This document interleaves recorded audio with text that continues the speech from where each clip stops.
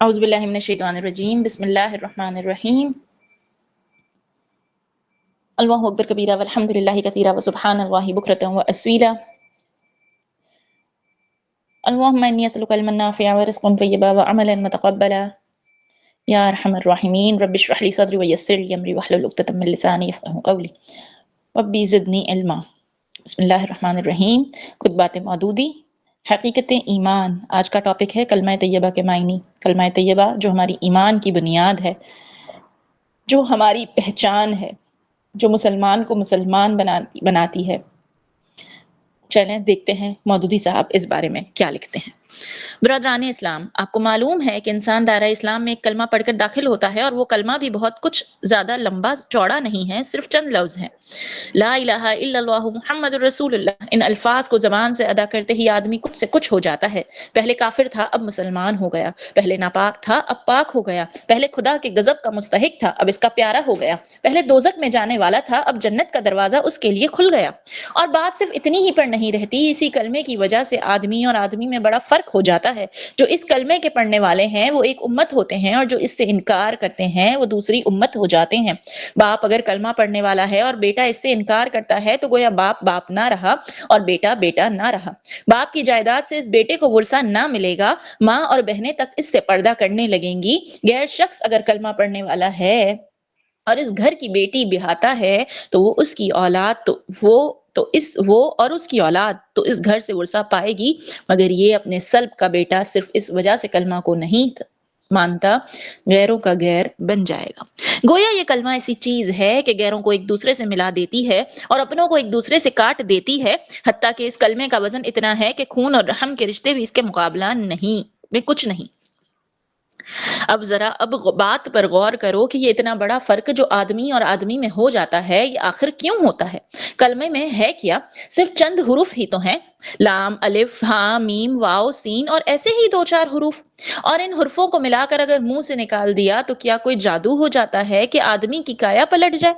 آدمی اور آدمی میں کیا بس اتنی سی بات ہے کہ زمین و آسمان کا فرق ہو سکتا ہے؟ میرے بھائیوں، تم ذرا سمجھ سے کام لوگے تو تمہاری عقل خود بخود کہہ دے گی کہ فقط منہ کھولنے اور زبان ہلا کر چند حروف بول دینے کی اتنی بڑی تاثیر نہیں ہو سکتی۔ بت پرست مشرک تو ضرور سمجھتے ہیں کہ بس ایک منتر پڑھ دینے سے پہاڑ ہل جائے گا، زمین شک ہو جائے گی اور چشمے ابلنے لگیں گے، کہ چاہے منتر کے معنی کی کسی کو خبر نہ ہو، کیونکہ وہ سمجھتے ہیں کہ ساری تاثیر بس حرفوں میں ہے۔ وہ زبان سے نکلے اور طلسمات کے دروازے کھل گئے، مگر اسلام میں یہ بات نہیں ہے۔ یہاں اصل چیز معنی ہے۔ الفاظ کی تاثیر معنوں سے ہے، مگر معنی اگر نہ ہوں اور وہ دل میں نہ اتریں تو ان کے زور سے تمہارے خیالات، تمہارے اخلاق، تمہارے اعمال نہ بدلیں تو نرے الفاظ بول دینے سے کچھ بھی اثر نہ ہوگا۔ اس بات کو میں ایک موٹی مثال سے تمہیں سمجھاؤں کہ فرض کرو کہ تمہیں سردی لگتی ہے، اگر تم زبان سے روئی لحاف پکارنا شروع کر دو تو سردی لگنی بند ہوگی۔ چاہے تم رات بھر 1,00,000 تسبیحیں روئی لحاف کی پڑھ ڈالو، ہاں اگر لحاف میں روئی بھروا کے اوڑھ لوگے تو سردی لگنی بند ہو جائے گی۔ فرض کرو کہ تمہیں پیاس لگ رہی ہے اور اگر تم صبح سے شام تک پانی پانی پکارتے رہو تو پیاس نہ بجھے گی، ہاں پانی کے ایک گھونٹ لے کر پی لوگے تو کلیجے کی ساری آگ فوراً ٹھنڈی ہو جائے گی۔ فرض کرو کہ تم کو نزلہ بخار ہو جاتا ہے، اس حال میں اگر بنفشہ گاؤ زبان کی تسبیح تم پڑھنی شروع کر دو گے تو نزلے بخار میں کچھ کمی نہ ہوگی۔ ان دواؤں کا جوشاندہ بنا کر پی لوگے تو نزلہ بخار خود بھاگ جائے گا۔ بس یہی حال کلمہ طیبہ کا ہے۔ فقط 6-7 لفظ بول دینے سے اتنا بڑا فرق نہیں ہوتا کہ آدمی کافر سے مسلمان ہو جائے، ناپاک سے پاک ہو جائے، مردود سے محبوب ہو جائے، دوزخی سے جنتی بن جائے۔ یہ فرق صرف اسی طرح ہوگا کہ پہلے ان الفاظ کا مطلب سمجھو اور وہ مطلب تمہارے دل میں اتر جائے، پھر مطلب کو جان بوجھ کر تم ان الفاظ کو زبان سے نکالو تو تمہیں اچھی طرح یہ احساس ہو کہ تم اپنے خدا کے سامنے اور ساری دنیا کے سامنے کتنی بڑی بات کا اقرار کر رہے ہو، اور اس اقرار سے تمہارے اوپر کتنی بڑی ذمہ داری آ گئی ہے۔ پھر یہ سمجھتے ہوئے جب تم نے اقرار کر لیا تو اس کے بعد تمہارے خیالات پر اور تمہاری زندگی پر اس کلمے کا قبضہ ہو جانا چاہیے۔ پھر تم کو اپنے دل و دماغ میں کسی ایسی بات کو جگہ نہ دینی چاہیے جو اس کلمہ کے خلاف ہو۔ پھر تم کو ہمیشہ کے لیے بالکل فیصلہ کر لینا چاہیے کہ جو بات اس کلمے کے خلاف ہے وہ جھوٹی ہے اور یہ کلمہ سچا ہے۔ پھر زندگی کے سارے معاملات میں یہ کلمہ تمہارا حاکم ہونا چاہیے۔ اس کلمے کا اقرار کرنے کے بعد تم کافروں کی طرح آزاد نہیں رہے ہو کہ جو چاہو کرو، بلکہ اب تم اس کلمے کے پابند ہو اور جو وہ کہے اس کو کرنا پڑے گا، اور جس سے وہ منع کرے اس کو چھوڑنا پڑے گا۔ اسی طرح کلمہ پڑھنے سے آدمی مسلمان ہوتا ہے، اور اسی طرح کلمہ پڑھنے کی وجہ سے آدمی اور آدمی میں اتنا فرق ہوتا ہے کہ جس کا ذکر میں نے ابھی تم سے کیا۔ آداب میں تمہیں بتاؤں کہ کلمے کا مطلب کیا ہے، اور اس کو پڑھ کر آدمی کس چیز کا اقرار کرتا ہے، اور اس کا اقرار کرتے ہی کس چیز کا پابند ہو جاتا ہے۔ کلمے کے معنی یہ ہیں کہ اللہ کے سوا کوئی اور خدا نہیں ہے، اور حضرت محمد مصطفیٰ صلی اللہ علیہ وآلہ وسلم اللہ کے رسول ہیں۔ کلمے میں الہ کا جو لفظ آیا ہے اس کے معنی خدا کے ہیں۔ خدا اس کو کہتے ہیں جو مالک ہو، حاکم ہو، خالق ہو، پالنے اور پوسنے والا ہو، دعاؤں کو سننے والا اور قبول کرنے والا ہو، اس کا مستحق ہو کہ اسی کی عبادت کی جائے۔ اب جو تم نے لا الہ الا اللہ کہا تو اس کے معنی یہ ہوئے کہ اول تو تم نے اقرار کیا کہ یہ دنیا نہ تو بغیر خدا کے بنی ہے اور نہ ایسا ہی ہے کہ اس کے بغیر سے خدا ہوں، بلکہ دراصل اس کا خدا ہے، دراصل اس کا خدا ہے، اور وہ خدا ایک ہی ہے، اور وہ اس ایک ذات کے سوا خدائی کسی کی نہیں۔ دوسری بات جس کا تم نے کلمہ پڑھتے ہی اقرار کیا وہ یہ ہے کہ وہی ایک خدا تمہارے اور سارے جہان کا مالک ہے، تم اور تمہاری ہر چیز، دنیا کی ہر شے اسی کی ہے۔ خالق وہ ہے، رازق وہ ہے، موت اور زندگی اسی کی طرف سے ہے، مصیبت اور راحت بھی اسی کی طرف سے ہے۔ جو کچھ اسی کو ملتا ہے اس کو دینے والا حقیقت میں وہ ہے، اور جو کچھ کسی سے چھینا جاتا ہے اس کو چھیننے والا بھی حقیقت میں وہ ہے۔ ڈرنا چاہیے اس سے، مانگنا چاہیے تو اس سے، سر جھکانا چاہیے تو اس کے سامنے، عبادت اور بندگی کی جائے تو اس کی، اس کے سوا ہم کسی کے بندے اور غلام نہیں، اور اس کے سوا ہمارا آقا نہیں۔ ہمارا اصلی فرض یہ ہے کہ اس کا حکم مانیں اور اسی کے قانون کی پیروی کریں۔ یہ عہد و پیما ہے جو لا الہ الا اللہ پڑھتے ہی تم اپنے خدا سے کرتے ہو اور ساری دنیا کو گواہ بنا کر کرتے ہو۔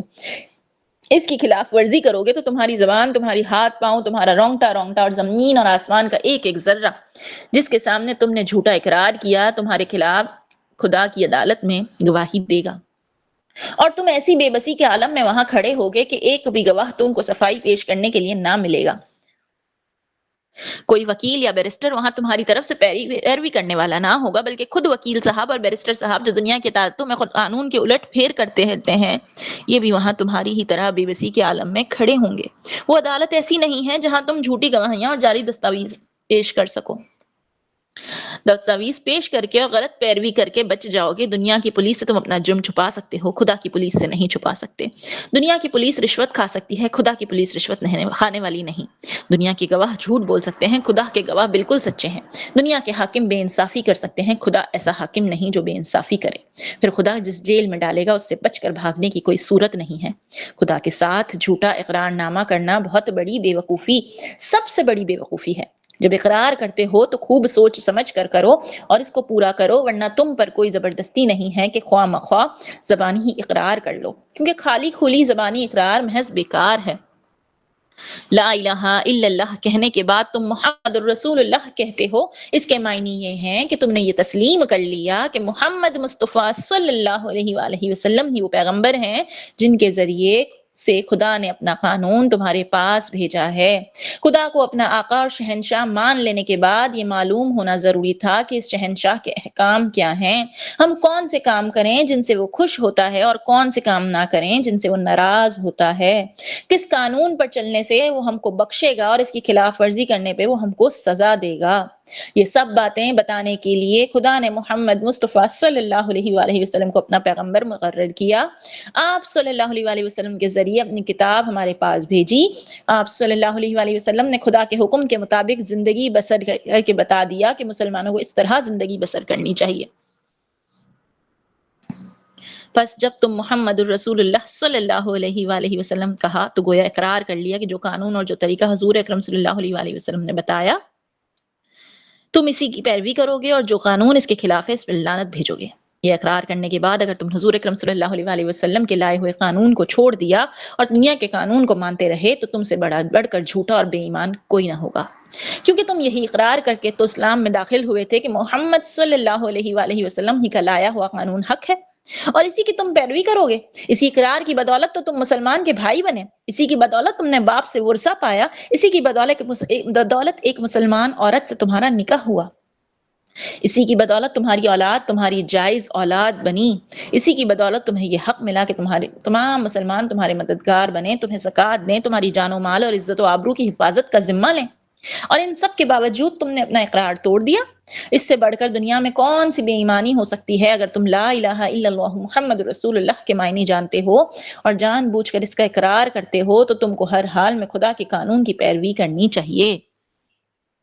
خواہ اس کی پیروی پر مجبور کرنے والی پولیس اور عدالت اس دنیا میں نظر نہ آتی ہو، جو شخص یہ سمجھتا ہے کہ خدا کی پولیس اور قانون کو توڑنا آسان ہے اور گورنمنٹ کی پولیس اور فوج، عدالت اور جیل موجود ہے اس لیے اس کے قانون کو توڑنا مشکل ہے، ایسے شخص کے متعلق میں صاف کہتا ہوں کہ وہ لا الہ الا اللہ محمد رسول اللہ صلی اللہ علیہ وآلہ وسلم کا جھوٹا اقرار کرتا ہے، اپنے خدا کو، ساری دنیا کے تمام مسلمانوں کو اور خود اپنے نفس کو دھوکا دیتا ہے۔ بھائیوں اور دوستوں، ابھی میں نے تمہارے سامنے کلمہ طیبہ کے معنی بیان کیے ہیں۔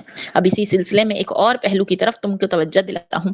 تم اقرار کرتے ہو کہ اللہ تعالیٰ تمہاری اور ہر چیز کا مالک ہے۔ اس کے کیا معنی ہیں؟ اس کے معنی یہ ہیں کہ تمہاری جان تمہاری اپنی نہیں، خدا کی ملک ہے۔ تمہارے ہاتھ اپنے نہیں، آنکھیں اور تمہارے کان اور تمہارے جسم کا کوئی عضو تمہارا اپنا نہیں۔ یہ زمینیں جن کو تم جوتتے ہو، یہ جانور جن سے تم خدمت لیتے ہو، یہ مال و اسباب جن سے تم فائدہ اٹھاتے ہو، ان میں سے کوئی بھی چیز تمہاری نہیں۔ ہر چیز خدا کی ملکیت ہے اور خدا کی طرف سے عطیہ کے طور پہ تمہیں ملی ہے۔ اس بات کا اقرار کرنے کے بعد تمہیں یہ کہنے کا حق ہے کہ جان میری ہے۔ یہ کہنے کا کیا حق ہے کہ جان میری ہے؟ جسم میرا ہے، مال میرا ہے، فلاں چیز میری ہے، فلاں چیز میری ہے۔ دوسرے کو مالک کہنا اور پھر اس کی چیز کو اپنی قرار دے دینا بالکل ایک لغو بات ہے۔ اگر حقیقت میں یہ بات سچے دل سے مانتے ہو کہ ان سب چیزوں کا مالک خدا ہی ہے تو اس سے دو باتیں خود بخود تم پر لازم ہو جاتی ہیں۔ ایک یہ کہ جب مالک خدا ہے اور اس نے اپنی ملکیت امانت کے طور پہ تمہارے حوالے کی ہے تو جس طرح مالک کہتا ہے اسی طرح تمہیں ان چیزوں سے کام لینا چاہیے۔ اس کی مرضی کے خلاف ان سے کام لیتے ہو تو دھوکے بازی کرتے ہو۔ تم اپنے ہاتھوں اور پاؤں کو بھی اس کی پسند کے خلاف ہلانے کا حق نہیں رکھتے۔ تم ان کی آنکھوں سے بھی اس کی مرضی کے خلاف دیکھنے کا کام نہیں لے سکتے۔ تم کو اس پیٹ میں بھی ایسی چیز ڈالنے کا حق نہیں جو اس کی مرضی کے خلاف ہو۔ تمہیں ان زمینوں اور جائیدادوں کو پر بھی مالک کی منشا کے خلاف کوئی حق حاصل نہیں ہے۔ تمہاری بیویاں جن کو تم اپنی کہتے ہو، تمہاری اولاد جن کو تم اپنے کہتے ہو، یہ بھی صرف اس لیے تمہارے مالک کی دی ہوئی ہے۔ لہٰذا تم ان سے بھی اپنی خواہش کے مطابق نہیں بلکہ مالک کے حکم کے مطابق ہی برتاؤ کرنا چاہیے۔ اگر اس کے خلاف کرو گے تو تمہاری حیثیت پاسب ہوگی۔ جس طرح دوسرے کی زمین پہ قبضہ کرنے والے کو تم کہتے ہو کہ وہ بے ایمان ہے، اسی طرح اگر خدا کی دی ہوئی چیزوں کو تم اپنا سمجھ کر اپنی مرضی کے مطابق استعمال کرو گے کہ خدا کے سوا کسی اور کی مرضی کے مطابق کام کرنے میں کوئی نقصان ہوتا ہے، تم مال و جائیداد برباد ہو تو ہوا کرے، تمہیں کیوں غم ہو؟ جس کی چیز ہے وہی اگر نقصان پیدا کرتا ہو تو اس کو حق ہے۔ ہاں، اگر مالک کی مرضی کے خلاف تم کام کرو گے اور اس میں سے کسی چیز کا نقصان ہو تو بلا شبہ تم مجرم ہوگے، کیونکہ دوسرے کے مال کو تم نے خراب کیا۔ تم خود اپنی جان کے مختار نہیں ہو۔ مالک کی مرضی کے مطابق جان دو گے تو مالک کا حق ادا کرو گے، اس کے خلاف کام کرنے میں جان دو گے تو یہ بے ایمانی ہوگی۔ دوسری بات یہ ہے کہ مالک نے جو چیز تمہیں دی ہے اس کو اگر تم مالک ہی کے کام میں صرف کرتے ہو تو کسی پہ احسان نہیں کرتے، نہ مالک پہ احسان ہے نہ کسی اور پہ۔ تم نے اگر اس کی راہ میں کچھ دیا یا خدمت کی یا جان دے دی یا جو تمہارے نزدیک بہت بڑی چیز ہے تب بھی کوئی احسان کسی پر نہیں کیا۔ زیادہ سے زیادہ جو کام تم نے کیا وہ بس اتنا ہی ہے کہ مالک کا حق جو تم پر تھا وہ تم نے ادا کر دیا۔ یہ کون سی ایسی بات ہے جس پہ کوئی پھولے اور فخر کرے اور یہ چاہے کہ اس کی تعریفیں کی جائیں، یہ سمجھے کہ اس نے کوئی بہت بڑا کام کیا جس پر اس کی بڑائی تسلیم کی جائے؟ یاد رکھو کہ سچا مسلمان مالک کی راہ میں کچھ صرف کرنے یا کچھ خدمت کرنے کے بعد بھولتا نہیں ہے بلکہ خاکساری اختیار کرتا ہے۔ فخر کرنا کار خیر کو برباد کر دیتا ہے۔ فخر کرنا کار خیر کو برباد کر دیتا ہے۔ تعریف کی خواہش جس نے کی اس کی خاطر کوئی کار خیر کیا، وہ خدا کے ہاں کسی اجر کا مستحق نہ رہا، کیونکہ اس نے اپنے کام کا معاوضہ دنیا میں ہی مانگا اور یہیں اس کو مل بھی گیا۔ بھائیوں، اپنے مالک کا احسان دیکھو کہ اپنی چیز تم سے لیتا اور پھر کہتا ہے کہ یہ چیز میں نے تم سے خریدی ہے اور اس کا معاوضہ میں تمہیں دوں گا۔ اللہ اکبر! اس شان و جود و کرم کا کوئی ٹھکانہ ہے؟ قرآن میں ارشاد ہوتا ہے، سورہ توبہ آیت نمبر 14، اللہ نے ایمانداروں سے ان کی جانیں اور ان کے مال خرید لیے ہیں، اس معاوضے میں ان کے لیے جنت ہے۔ سبحان اللہ! یہ تو مالک کا برتاؤ تمہارے ساتھ ہے۔ اب ذرا اپنے برتاؤ پہ دیکھو۔ جو چیز مالک نے تم کو دی تھی اور جس کو مالک نے پھر تم سے معاوضے دے کے خرید بھی لیا، اس کو غیروں کے ہاتھ بیچتے ہو، نہایت ذلیل معاوضہ لے کے بیچتے ہو۔ وہ مالک کی مرضی کے خلاف تم سے کام لیتے ہیں اور تم یہ سمجھ کر ان کی خدمت کرتے ہو کہ گویا وہ رازق ہے۔ تم اپنے دماغ بیچتے ہو، اپنے ہاتھ پاؤں بیچتے ہو، اپنے جسم کی طاقتیں بیچتے ہو، اور وہ سب کچھ بیچتے ہو جس کو خدا کے باقی خریدنا چاہتے ہیں۔ اس سے بڑھ کر بد اخلاقی اور کیا ہو سکتی ہے؟ بیچی ہوئی چیز کو بیچنا قانونی اور اخلاقی جرم ہے۔ دنیا میں اس پر دغا بازی اور فریب دہی کا مقدمہ چلایا جاتا ہے۔ کیا تم سمجھتے ہو کہ خدا کی عدالت میں اس پر مقدمہ نہیں چلایا جائے گا؟ سبحانک اللہم و بحمدک، نشہد ان لا الہ الا انت، نستغفرک و نتوب الیک۔ کلمہ طیبہ اور کلمہ خبیث انشاءاللہ اگلی نشست میں۔